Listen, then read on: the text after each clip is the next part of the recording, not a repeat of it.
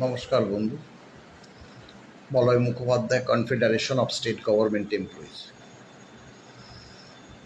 বন্ধু, সর্বোচ্চ আদালতের নির্দেশ মোতাবেক যে বকেয়া ডিএ কর্মচারীদের পাওয়া কথা ছিল, আজ পর্যন্ত তা সব ধরনের কর্মচারীরা পায়নি। বিশেষ করে গ্র্যান্ট ইন এইড কর্মচারী এবং যারা কলকাতা কর্পোরেশন এলাকায় থাকে সেই সকল ব্যাংক থেকেও অবসরপ্রাপ্ত কর্মচারী সমাজদের এখনো পর্যন্ত একটি পয়সাও পায়নি। এখন নয়া সরকার এসছে, আপনাদের সামনে ভিডিওর মারফত এই বক্তব্য তুলে ধরলেই অনেকেই বলছে ৪৫ দিন সময় দিন, ৪৫ দিন সময় দিন। আরে বাবা, এটা তো সর্বোচ্চ আদালতের নির্দেশ। সরকার পরিবর্তন হয়ে নূতন সরকার আসুক বা না আসুক, সরকার কন্টিনিউয়াস প্রসেস। ৫ই ফেব্রুয়ারি ২০২৬ সর্বোচ্চ আদালতের রায় কি বলেছে আমাদের কি বারংবার বলতে হবে? নির্দিষ্ট সময় দিয়েছিল, ২৫% ডিএ ইমিডিয়েট এফেক্ট। এই ব্যাপারটা অনেকে অবশ্য আবার বুঝতে পারছে না ২৫%টা কি। দেখুন, টোটাল যে ১/৮ থেকে ৩১/১২/২০১৯ পর্যন্ত যত বকেয়া ডিএ হবে তার ২৫%, মানে ধরুন ১০০ টাকা হয়েছে, তার ২৫% দেওয়ার কথা ছিল সেই মার্চ মাসের ৩১ তারিখের মধ্যে। তারপরে ফার্স্ট ইনস্টলমেন্ট, যেটা ৬ তারিখে ঘোষণা করার কথা এবং সেটা ওই ৩১শে মার্চের মধ্যে দিয়ে দেওয়ার কথা ছিল ফার্স্ট ইনস্টলমেন্ট। অর্থাৎ দুটো মিলে যদি সেখানে ২৫% দিত, তাহলে ২৫ ৫০% আমাদের অলরেডি, মানে ১০০ টাকা ক্যালকুলেশন হলে ৫০ টাকা আমরা পেয়ে যেতাম। এবং তারপরে যে কটা ইনস্টলমেন্টে হোক না কেন সেটা দিতে হবে ১৫ই মের মধ্যে। সময় অতিবাহিত হয়ে গেছে। ইন্দু মালহোত্রা কমিটি মাধ্যমে এই যে ইনস্টলমেন্টগুলো ঠিক হবে, কবের মধ্যে দেবে, সেটা যদি সরকার ২-১ মাস সময় নেয়, সেগুলো মাননীয় ইন্দু মালহোত্রা কমিটি দেখবে, তাদের নির্দেশই আমাদেরকে মানতে হবে, এরকম বার্তাই কিন্তু সর্বোচ্চ আদালত দিয়েছিল। কিন্তু ইন্দু মালহোত্রা কমিটি এখন কি করছে সেটা তো আমরা কিছুই বুঝতে পারছি না। এখন দেখুন, যে বকেয়া ডিএ, এটা আমরা সর্বোচ্চ আদালতে যে নথি পেশ করেছি, শুধু সর্বোচ্চ আদালতে না, এখানে আপনার ট্রাইব্যুনাল, উচ্চ আদালত, পরবর্তী সর্বোচ্চ আদালত। সর্বোচ্চ আদালতে যে নথিগুলো যায় সেগুলো পূর্বের যে ট্রাইব্যুনাল এবং হাইকোর্টে যে সকল অর্ডারগুলো, যে সকল বার্তাগুলো আমাদের ওখানে লিপিবদ্ধ আছে, সেটা সরকার যেহেতু এসএলপি করেছে, ৮০৪ পাতার সব বার্তা সুপ্রিম কোর্টে চলে গেছে। তার ভিত্তিতে সওয়াল জবাব হয়েছে। সেই পরিপ্রেক্ষিতে আমরা নির্দেশ পেয়েছি DA is a legally enforceable right এবং তা দিতে হবে all India consumer price index অনুসারে। সরকারের কাছে বারবার ট্রাইব্যুনাল বলুন, উচ্চ আদালত বলুন, যে তারা কেন্দ্রীয় সরকার কত শতাংশ ডিএ দিয়েছে, সেই পরিপ্রেক্ষিতে রাজ্যের কত শতাংশ ডিএ উইথ অর্ডার নাম্বার এবং ডেটেড দিয়ে জানাতে বলেছে, সেই কপি আমাদের কাছে আছে। রাজ্য সরকারই বলেছে।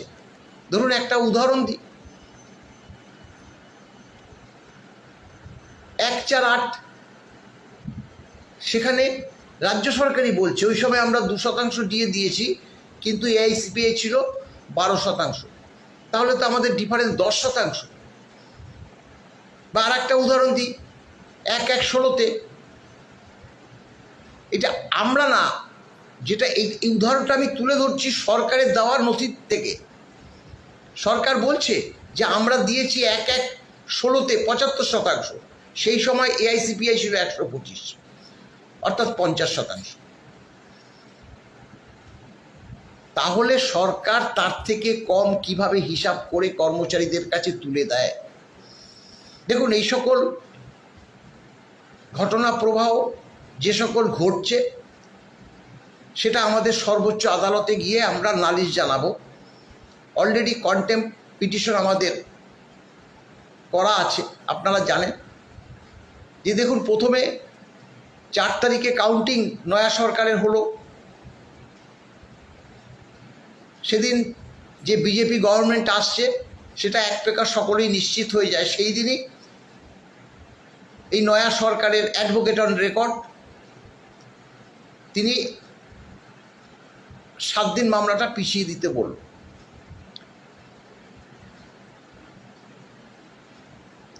সেই পরিপ্রেক্ষিতে সেই মামলাটা, যদিও সেদিন আমরা উপস্থিত ছিলাম, সর্বোচ্চ আদালতে মাননীয় 2 জাজ উপস্থিত ছিল না বলে মামলাটা হয়নি।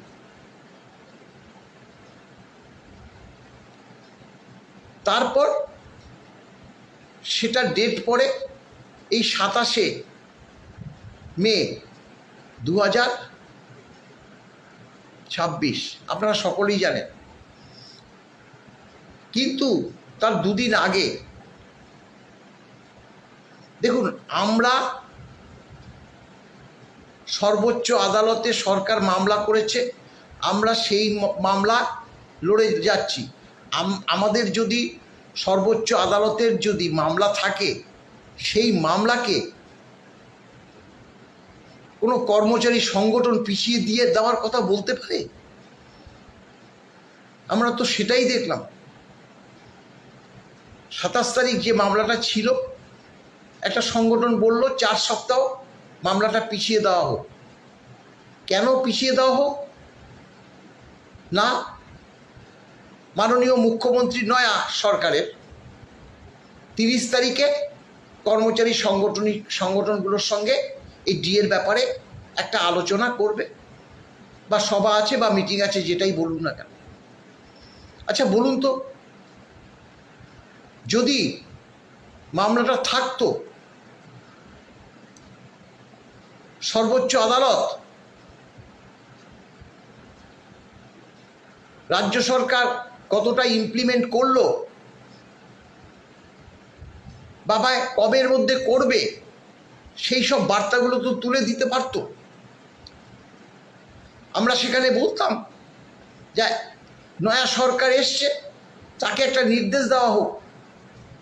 পূর্বের যে সরকারকে 15ই মের মধ্যে সম্পূর্ণ ডিএটা দিয়ে দেওয়ার কথা বলা হয়েছিল, সেখান থেকে আরেকটু সময় বাড়িয়ে সেটা নয়া সরকারকে দিয়ে দেওয়ার কথা বলা যেতে পারত।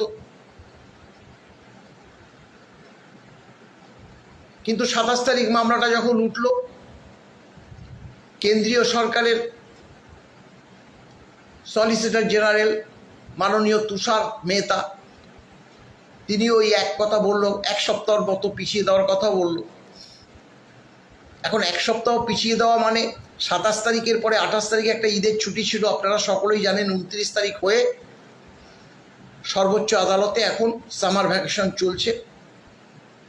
সেটা 13 তারিখে, মানে 13ই জুলাই সর্বোচ্চ আদালত খুলবে। মামলাটার ডেট পড়েছে সেই 22শে জুলাই।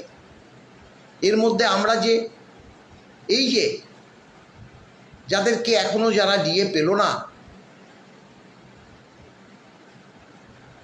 গ্র্যান্টিন এইডের কর্মচারীরা যে ডিএ পাচ্ছে না, বিশেষ করে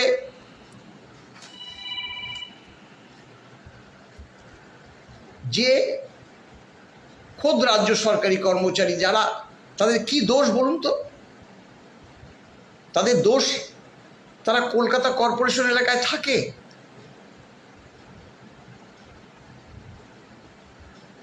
আজকে এই অবসরপ্রাপ্ত কর্মচারী যারা ট্রেজারি থেকে পেনশন পায়, কম হোক তারা তো কিছু অংশ ডিএ পেয়েছে। নির্দিষ্ট নিয়ম মতো যে আদায় সেটা আমরা পরে দেখে নেব সর্বোচ্চ আদালত। কিছুটা অংশ তো পেয়েছে, 16 থেকে 19।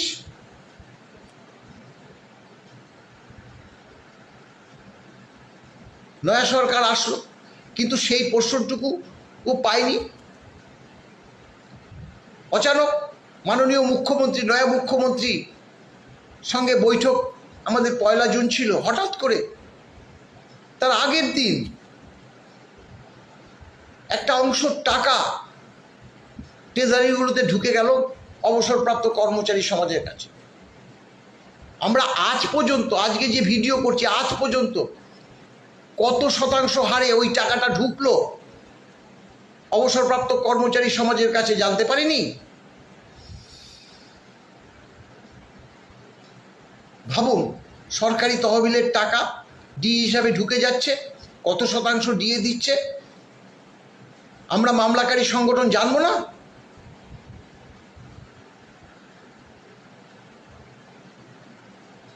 এবং খুব দুর্ভাগ্য এবং দুঃখের ব্যাপার, এই 29 তারিখের অর্ডারটা বার করেছে, 29 তারিখ ব্যাকডেট দিয়ে, 30 তারিখ কিন্তু দিয়েছে। টাকাটা ঢুকেছে 30 তারিখ, 29 তারিখ, যা কেকে পূর্বের সরকারও ব্যাকডেট দিয়ে অনেক অর্ডার বার করেছে। এটা সরকার করে, আমরা তো সরকারি কর্মচারী, আমরা জানি রেফারেন্সে যে রেফারেন্স নাম্বার ডেট দিয়ে যে ফাইলগুলো হয়, 1, 2, 3, 4, 5, 7, 8, 9 ফাঁকা থাকে। অর্থাৎ প্রত্যেক ডেটেই বেশ কিছু রেফারেন্স নাম্বার এবং ডেটের অংশ ফাঁকা থাকে। ভাইটাল কোনো একটা ইনফরমেশন অর্ডার বার করতে হবে 1 দিন পরে বা 2 দিন পরে, তখন ওটা ব্যাকডেট দিয়ে করে দেয়। সেটা পূর্বের সরকারও করেছে, বর্তমান সরকারও করেছে। কারণ টাকা ঢুকেছে 30 তারিখ, 29 তারিখে অর্ডারটা বার করেছে। যাই হোক, সেগুলো ধরছি না আমরা। আমাদের মূল কথা যে অবসরপ্রাপ্ত কর্মচারীদের একটা অংশে কিছু বকেয়া দিয়ে ঢুকে গেলেও আর একটা অংশে কেন ঢুকলো না? দ্বিতীয়ত, এই গ্র্যান্টিন এইড কর্মচারীদের পূর্বের সরকার তারা নোটিফিকেশন জারি করেছে, তাদের যে সম্পৃক্ত যে সকল ডিপার্টমেন্টগুলো, তাদেরকে ফিনান্স ডিপার্টমেন্ট নির্দেশ দিয়েছে তাদের ক্যালকুলেশন করে ফিনান্সে পাঠাও। সেটাও অর্ডার ভিত্তিক বলেছে। ডিপার্টমেন্টগুলোকে নিয়ে ফিনান্স মিটিং পর্যন্ত করেছে। হায়ার এডুকেশন আছে, স্কুল এডুকেশন আছে,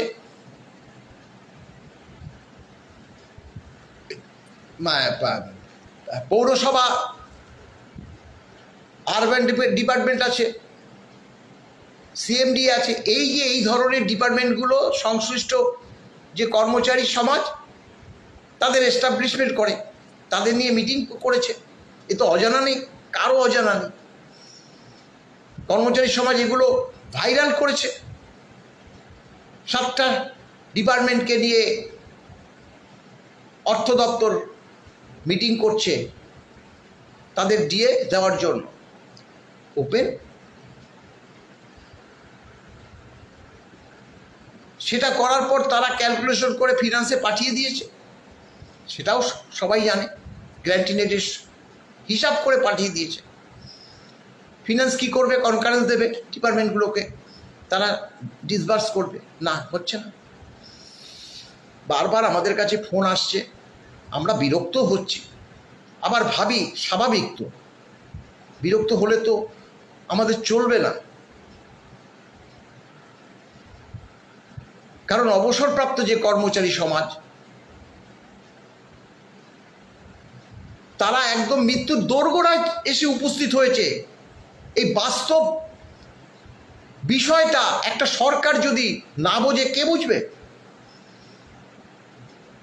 আমি তো সেদিনকে মাননীয় মুখ্যমন্ত্রীর উপস্থিতিতে বলে এসেছি যে দেখুন ৮০, ৮৫, ৯০, ১০০ এমনকি তারা মৃত্যুর দোরগোড়ায় এসছে। তারা একটা পয়সাও এত বড় মামলার ক্ষেত্রে যে রায় পেয়েছি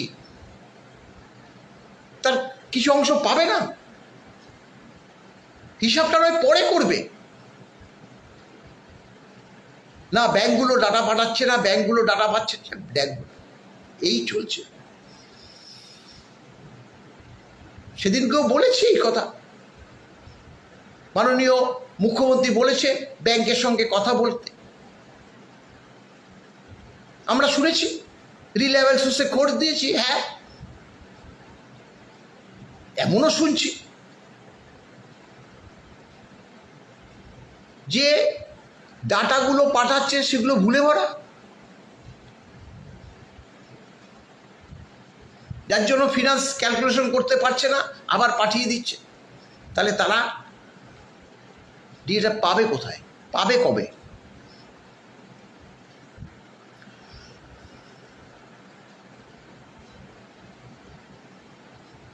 বারবার আমরা এই বার্তা দিয়েই চলেছি, রোজই ভিডিও করতে বসলে পরেও ফোন আসছে, বন্ধ করে দিতে হচ্ছে, সাইলেন্স করে রাখতে হচ্ছে। আর কিছু কিছু কর্মচারী সমাজ আছে যারা একটু মানে না বুঝে তারা অচানক ফোন করে বসে। আচ্ছা বলুন তো, 1/4/8 থেকে এই যেটা 29 তারিখের অর্ডার ভিত্তিতে দিয়েছে, 1/4/8 থেকে 31/12/15 যারা রিটায়ার করেছে, অবসর নিয়েছে, এই জিনিসটা তারা বুঝছে না। 1/4/8-এর আগে যদি রিটায়ার করে, ধরুন 1/7/7 রিটায়ার করেছে বা 1/1/8 রিটায়ার করেছে, তাহলে ওই তারা 1/4/8 থেকে এই 31/12/2015 পর্যন্ত তাদের ডিএটা দিয়েছে, বা মাঝামাঝি রিটায়ার করেছে, ধরুন 1/10/8 রিটায়ার করেছে, তারপর থেকে পেয়েছে। ধরুন 14-তে রিটায়ার করেছে, 14 থেকে 15 পর্যন্ত বকেয়াটা পেয়েছে, তাহলে বাকি অংশটা কি? বাকি অংশটা তো সেটা তো পূর্বের সরকার মাননীয় ইন্দু মালহোত্রা কমিটির কাছে বলেছে যে 8 থেকে 15 পর্যন্ত এইটা HRMS-এ ধরা নেই, এগুলো স্ক্যান করে সেগুলোকে সরকার HRMS-এ ঢুকছে, তবে IFSMS-এর মাধ্যমে সেইগুলো দেওয়া হবে, অর্থাৎ ইন সার্ভিসে যারা ছিল। কিন্তু তারা বলছে হয়তো তারা রিটায়ার করে গেছে 14-তে, তারা স্বাভাবিকভাবে 14 থেকে 15 দেবে 1 বছর, তখন তারা বলছে কই আমাদের তো 1/4/8 থেকে দিল না। বা 16 সালে রিটায়ার করেছে, তারা জিজ্ঞাসা করছে স্যার আমাদের তো এই যে 1/4/8 থেকে ডিএটা হলো সেটা তো দিল না। আরে বাবা, ওখানে তো সেই সময় তো ইন সার্ভিস ছিল। এই বাস্তবগুলো তখন বলে হ্যাঁ হ্যাঁ হ্যাঁ ভুল হয়েছে। ভুল হবে কেন? এত বছর চাকরি করার পর সাধারণ জিনিসটা তো বুঝতে হবে। এইভাবে আমরা বলি, তখন হয়তো একটু মানে রাগান্বিত স্বরেই বলি যে আপনারা এই বাস্তবটা বিচার করবেন তো, ডিএটা কোনখান থেকে কত পর্যন্ত পাবো, কিভাবে পাবো।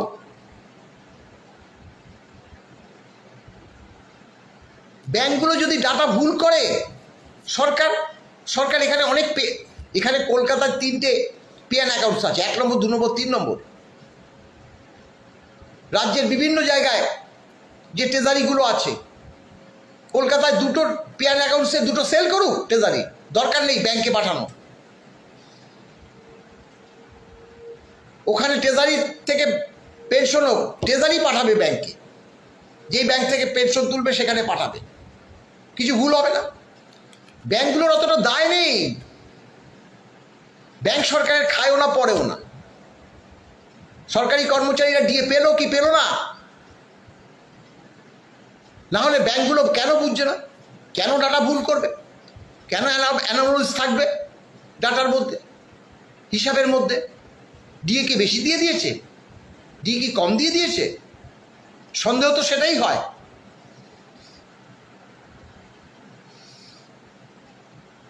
কবে যে ব্যাংক এগুলো ঠিক করে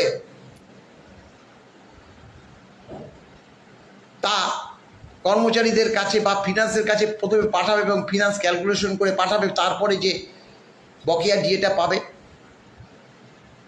আমরা তা জানি না। বিশ্বাস করুন, আমরা আর কতটা করব, কিভাবে করব, আপনারা বলে দিন। একটা কর্মচারী সংগঠন তারা নিজেরা বলছে মামলা পিছিয়ে দিন।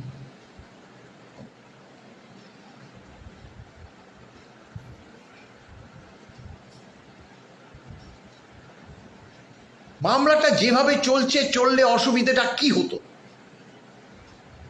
যদি কঠোর একটা এই বর্তমান নয়া সরকারকে দিত সর্বোচ্চ আদালত, তো নয়া সরকার তো কিছুটা সতর্ক হতো না? তাহলে কঠোর মনোভাবটা যাতে না দেখায় তার জন্যই কি মামলাটা পিছিয়ে দেওয়ার কথা বলেছে?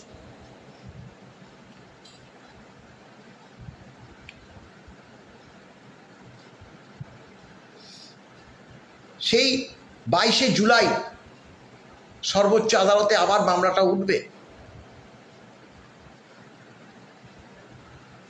মাননীয় সঞ্জয় কারোল, মাননীয় পিকে মিশ্রের বেঞ্চ আগস্ট মাসে মাননীয় পিকে মিশ্রে রিটায়ার করবে।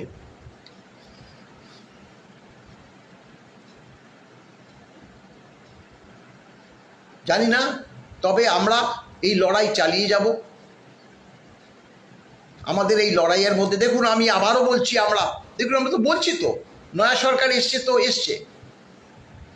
নয়া সরকারকে যদি সর্বোচ্চ আদালত একটা কঠোর সিদ্ধান্ত চাপিয়ে দিত, যেটা আপনারা অবিলম্বে এইসব কর্মচারী সমাজকে যেটা এই সময়ের মধ্যে দিয়ে দিন,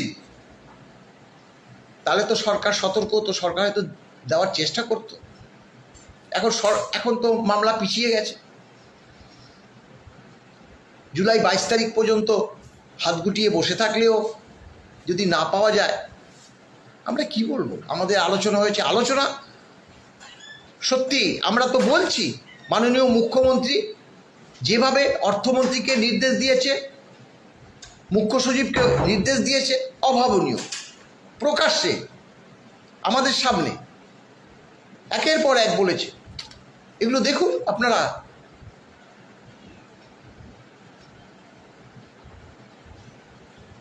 সেই দিন তিনি যেটা বলেছিলেন, আমি সেই দিনকেই মিডিয়ার মাধ্যমে বলেছি, গত পরশুদিন মাননীয় মুখ্যমন্ত্রী সেটাই বলেছে। অর্থাৎ এই যে ষষ্ঠ বেতন কমিশনের দিয়ে যে বেতন 42% মর্গ ভাতা বাকি আছে,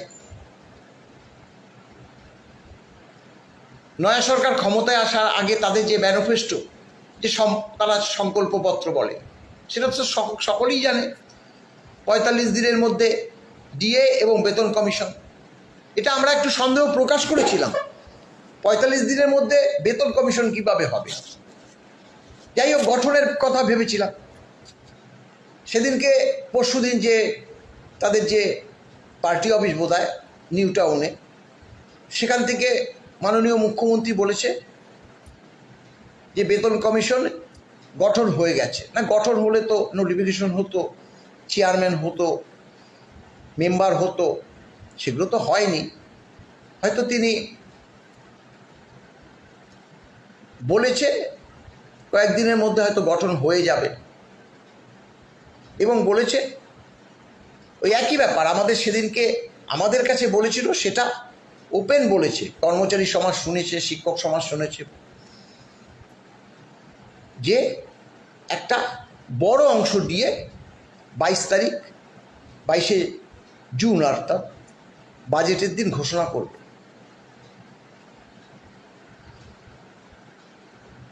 এবং আমাদেরকে বলেছিল যে 1 জানুয়ারি 2027 থেকে বেতন কমিশন লাগু হবে।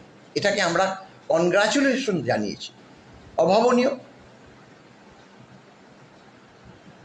কারণ 1/1/26 থেকে যে বেতন কমিশন, সেটা যদি আমরা 12 মাস পরে পাই, সেটা আমাদের কাছে অনেকটাই বড়। কেন বলছি, এই যে ষষ্ঠ বেতন কমিশন 4 বরং 48 মাস পরে পেয়েছি, 4 বছর পরে পেয়েছি। সেখানে 1 বছরের মধ্যে যদি বেতন কমিশন আমরা হাতে পাই এবং তার সঙ্গে যদি এআইসিপিআই মেনে ডিএটা পাই, এটা কর্মচারী, অবসরপ্রাপ্ত কর্মচারী সমাজের একটা বিরাট পাওনা।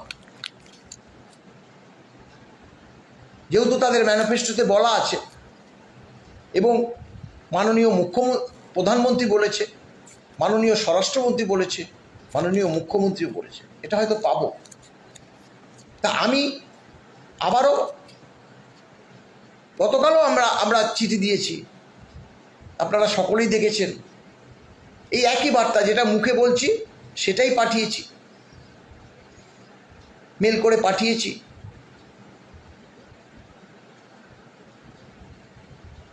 আমাদের এটাই যে আপনারা অন্তত এই যে গ্র্যান্টি নেই এবং যারা কেএমসি এলাকায় রয়েছে, এই যে অবসরপ্রাপ্ত কর্মচারী সমাজ,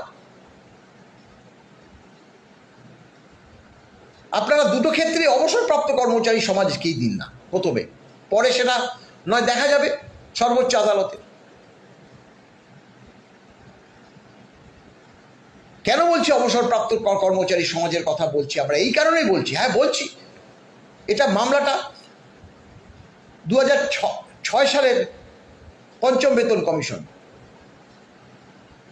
সেই সময় বামফ্রন্ট সরকার, তাদেরও বঞ্চনা ছিল। সেই বঞ্চনায় আমরা যারা আন্দোলন করেছি, আজকে তারা অবসর নিয়েছে।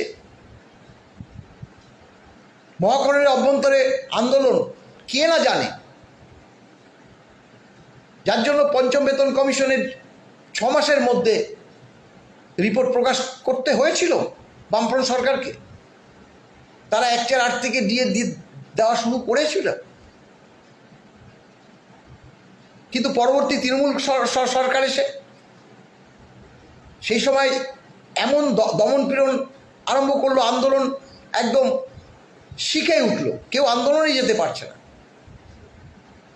যার জন্য আমরা মামলা করেছি। আজকে সেই সময় 2001 থেকে 1 সালের কথা বলছি, সেই সময় বামফ্রন্ট সরকার 2000 টাকার বোনাসটাকে 1000 টাকা করে দিয়েছিল। মহাকরণ উত্তাল, খাদ্য ভবন উত্তাল, লবণ হ্রদের অর্থাৎ সল্টলেকের দপ্তরগুলো উত্তাল। কেন 2000 টাকার বোনাস 1000 টাকা করে দেওয়া হলো? সেই সময় বিরোধী দলের নেত্রীও আমাদের এই আন্দোলনকে কুর্নিশ জানিয়েছিল। তিনি বলেছিলেন তখন যে আমি ক্ষমতায় আসলে দিয়ে দেব। সে তো ইতিহাস, ছেড়ে দিন। অন্তত অবসরপ্রাপ্ত কর্মচারী সমাজ, তারা যাতে 70 ডিএটা পায়, তার জন্য বর্তমান পশ্চিমবঙ্গ সরকারের যে অর্থ দপ্তর, তার আমলাদের কাছে করজোড়ে নিবেদন করছি, আপনারা প্রায়োরিটি দিয়ে এই দিকটা দেখুন। ভালো থাকবেন, নমস্কার।